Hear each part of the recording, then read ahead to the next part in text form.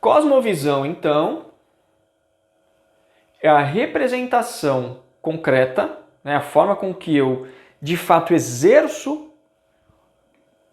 o meu credo. Então, é a maneira com que que exercemos a espiritualidade. Então, o credo que tem a ver lá com o instinto da espiritualidade.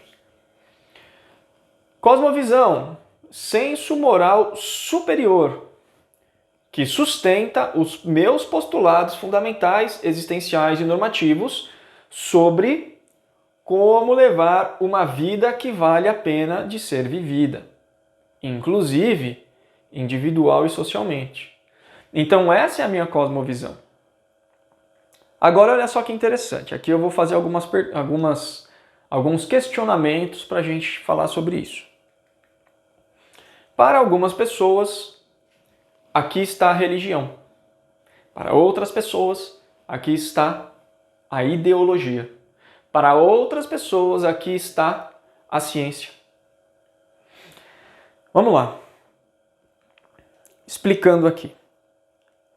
Quando nós tratamos de pessoas na clínica, a gente percebe que existe algo que vai além das crenças centrais, como falamos lá.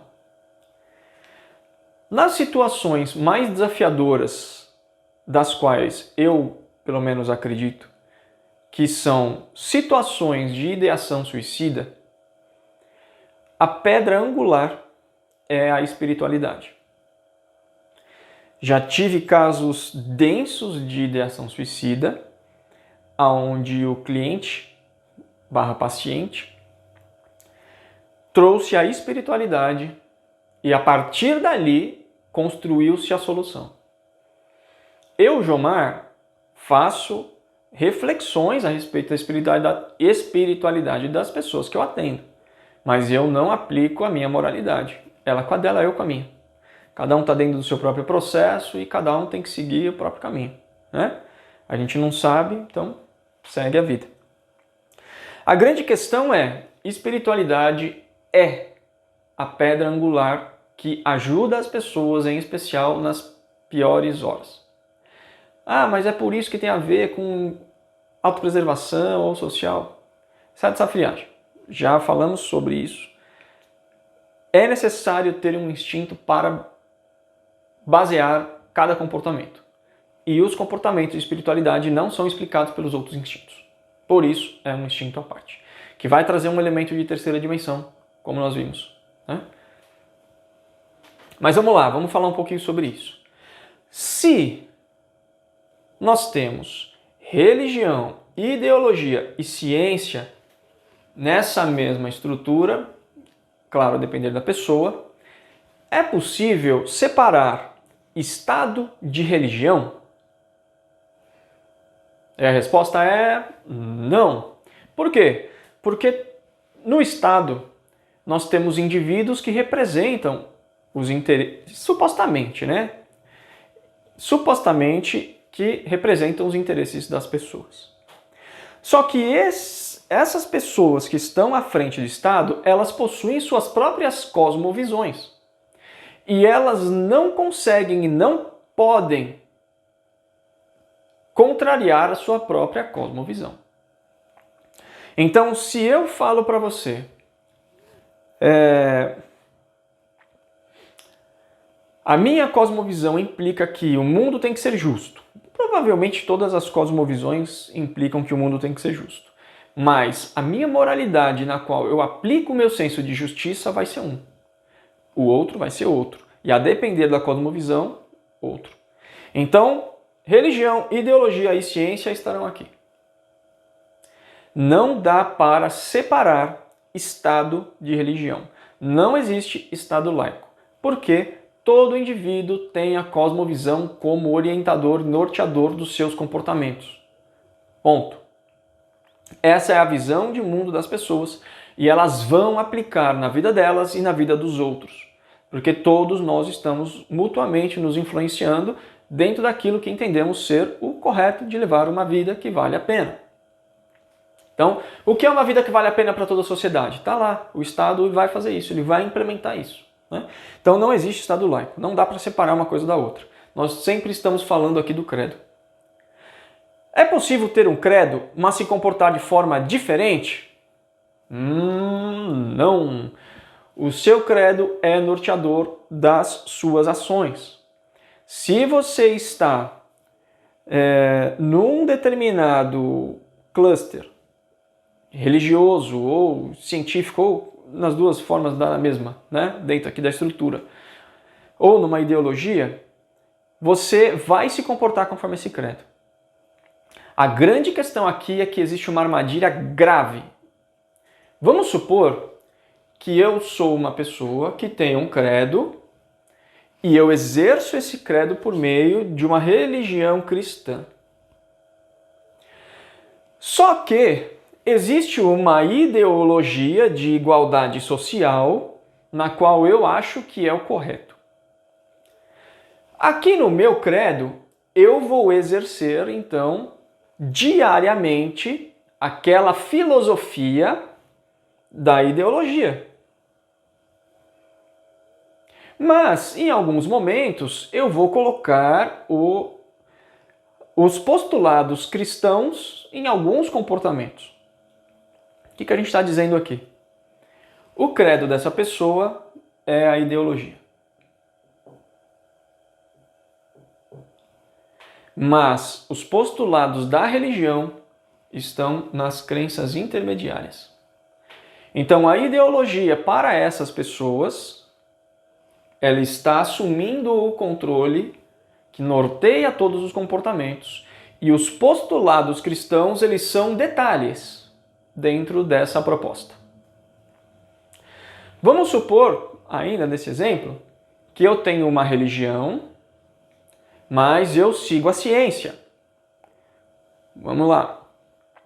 Primeira coisa, o que vem primeiro? É o que a ciência mostra ou o que a religião mostra? No fim da história, ciência é um ato de fé. Se eu não considerar que aquilo que eu busco conhecer é uma verdade, eu não busco conhecer. Exemplo. Será que existe um dinossauro no seu guarda-roupas? Você não vai fazer uma pesquisa se há dinossauro no seu guarda-roupas, porque você não considera isso verdadeiro. Se você fosse, de repente, ali uma pessoa que tem esquizofrenia, talvez você fosse procurar dinossauro no seu guarda-roupa. E talvez até encontrasse, né? Mas se você não dá o primeiro passo, acreditando que aquilo é verdadeiro, para ir então em busca dessa resposta, você não faz. Ciência é um passo de fé. Então, eu faço os meus experimentos, eu busco aquelas informações para criar determinados conhecimentos, porque eu acredito que aquilo vai trazer algum resultado. Só que eu não sei se vai trazer algum resultado. E muitas vezes não traz resultado. Muitas vezes é pior do que você imaginava. Ou seja, a ciência é um passo de fé. Eu acredito que todo cientista entenda esse conceito de que ciência é um ato de fé, né? Eu preciso considerar aquilo como verdade, eu preciso ir atrás disso, sem de fato saber, para então, dentro desse processo, encontrar uma determinada verdade. Quando os corações aqui estão puros e honestos, a ciência ela está dentro do seu devido lugar, que é crenças intermediárias. Eu vou criar ali alguns conceitos ou algum conhecimento que vai me organizar no dia a dia. Entretanto, eu posso colocar as informações da ciência como as regras que norteiam a minha cosmovisão. Então, o que a ciência diz, diz. O que não diz, não diz. Então, dentro das três estruturas aqui, você vai ter uma moralidade superior, que vai vir de Deus, que vai vir de um filósofo ou pensador ou qualquer coisa nesse sentido, e que vai vir aqui de um determinado experimento, que também pode ser um pensador ou coisa nesse sentido, ou um cientista. E aí você vai ter os seus profetas, que são as pessoas que profetizam, né, que falam sobre aqueles postulados na religião, você também vai ter os seus profetas nas ideologias e você também vai ter os seus profetas na ciência. Porque ninguém sabe a verdade. Está todo mundo buscando, né? E você também vai ter os templos. Você vai ter ali os sacerdotes nesses templos, né? Você vai ter ali a igreja, você vai ter ali os partidos políticos e você vai ter ali os hospitais, por exemplo, ou os laboratórios. Você sempre vai ter essa mesma estrutura. A grande questão é que nós julgamos essas questões de forma enviesada. Se o seu credo for religião, talvez você fale, não tem nada a ver, ideologia não tem profeta, e teologia não tem... Amigo, não é a questão do nome enquanto semântica em si. A questão é do papel que aquilo exerce dentro da vida do indivíduo. O profeta, o sacerdote, o templo, ele vai existir nos 3 sistemas. Porque tudo isso está vinculado a algo intrínseco e subjetivo, à psicologia daquele sujeito, e ele vai aplicar aqueles preceitos e protocolos dentro da sua vida. E no fim da história, ninguém sabe de nada, está todo mundo procurando, né? Então, enfim, você tem o credo, você exerce esse credo e você precisa entender se você está sendo guiado pela religião, ideologia ou ciência, mas de qualquer modo a sua cosmovisão estará aqui e não tem para onde fugir. É a estrutura psicológica humana observada nos trabalhos de terapia e, claro, nas pesquisas, enfim, aí depois a gente fala disso em outro momento. Outra pergunta. É possível fazer ciência de forma neutra? Sim. Mas também não. Por quê? A depender da minha cosmovisão, a ciência ela vai trazer alguns elementos que são importantes para eu viver, que não estão escritos nos livros sagrados, né? A depender de como eu faço ciência, eu aplico a minha cosmovisão e crio o meu próprio livro sagrado. Então, nesse segundo exemplo, a ciência assume o credo e ali não é ciência neutra. A ciência neutra, ela é, na verdade, muito rara. São poucos os indivíduos que conseguem fazer ciência neutra. A maioria das pessoas não faz ciência neutra, né? Então você vê lá, não sei o que lá, nessa época que estou gravando o vídeo, estava uma discussão muito grande lá de criacionismo e evolucionismo. Porque o criacionismo diz isso, porque o evolucionismo diz isso, porque o Big Bang isso, porque o Big Bang aquilo, né? E a questão é simples. O Big Bang, ele é uma corrente filosófica, porque os elementos que trazem, eles são muito, como é que fala? Muito frágeis, né? Mas quem acredita naquilo, acredita e acabou, né? Não adianta ficar argumentando. E os criacionistas, a mesma coisa, né? Os elementos que eles trazem também não serão comprovados. Mas eles acreditam e acabou, né? Então, no fim da história, o indivíduo, enquanto ser, ele vai ter a cosmovisão dele orientando os processos de interpretação. Então é possível fazer ciência neutra, mas a ciência que nós vemos hoje ela não é neutra. Então assim, se o Big Bang acabou, logo Deus criou. Então, não é uma questão de eu ser uma coisa ou ser outra. A questão é que isso também não prova. Entende? Mas o Big Bang é... Cara, mas também não comprova. Nenhuma das duas maneiras comprova. As duas correntes estão baseadas na própria fé. Esse é o ponto. No fim, ninguém vai comprovar nada. Vai todo mundo viver conforme a própria fé. Porque existem coisas que... Na verdade, a ciência basicamente comprova pouquíssimas coisas no mundo. De certo modo, a ciência ela vai trazer ali alguns experimentos que vão trazer algumas informações e a partir dali se constrói, a partir do cientista que interpreta as informações, algum conhecimento.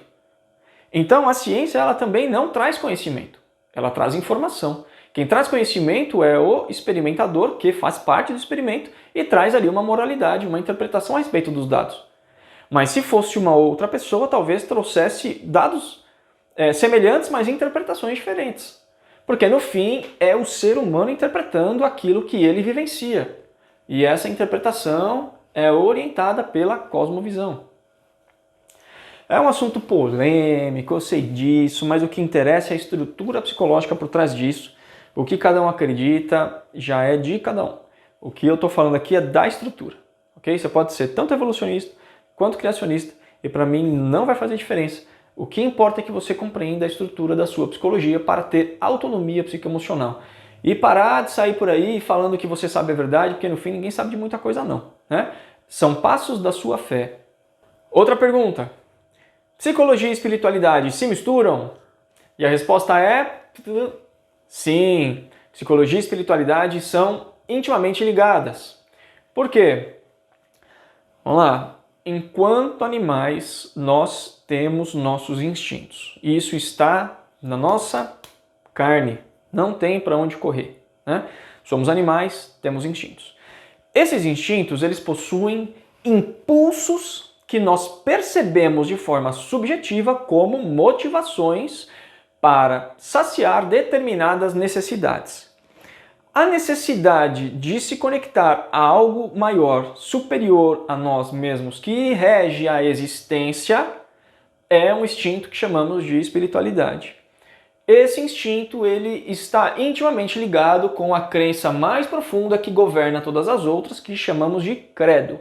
Falar de espiritualidade é falar do cerne que sustenta o seu ser.